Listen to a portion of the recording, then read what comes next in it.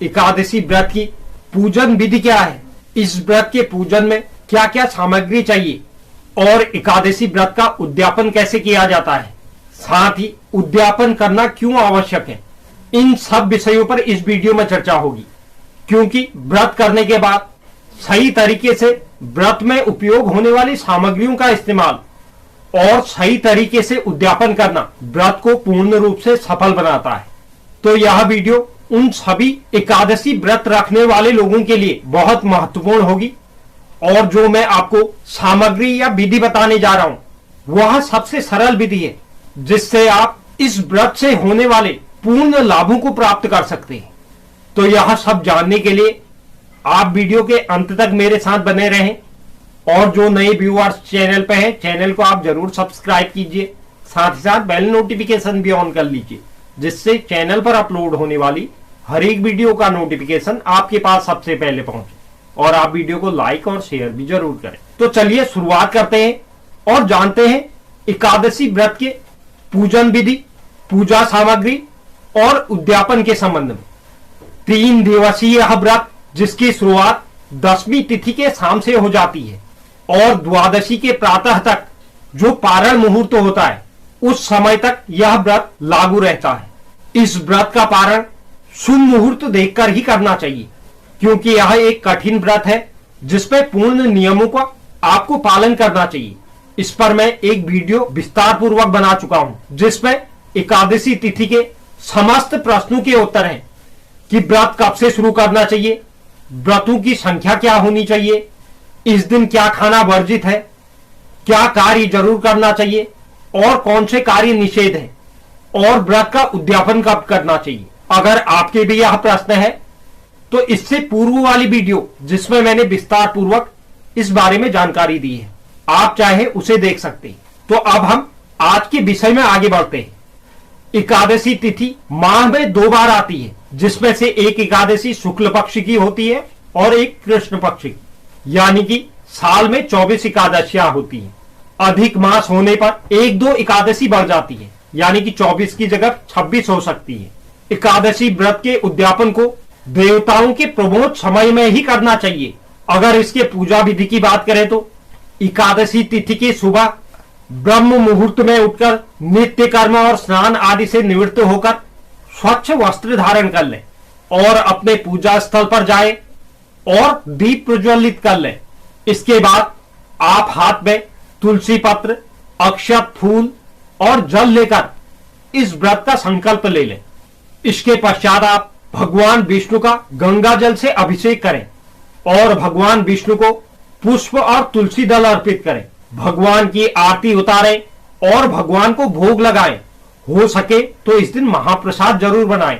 इस पावन दिन पर इस दिन भगवान विष्णु के साथ माता लक्ष्मी और भगवान गणेश का भी पूजन जरूर करें।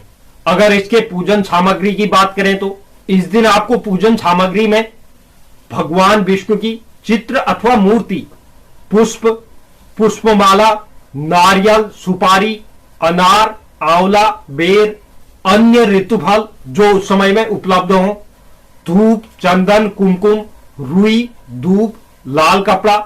लाल कपड़ा आपको 2 चाहिए, एक तो भगवान गणेश के पूजन के लिए और अगर आप तुलसी एकादशी का व्रत कर रहे हैं तो एक तुलसी पूजन के लिए।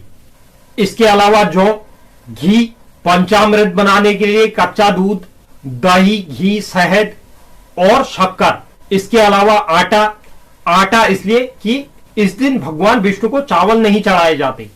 श्रृंगार का सामान यानी कि जो श्रृंगार पिटारी आती है, तुलसी को आप पूर्व से तोड़कर रखें क्योंकि एकादशी तिथि पर तुलसी नहीं तोड़ी जाती है।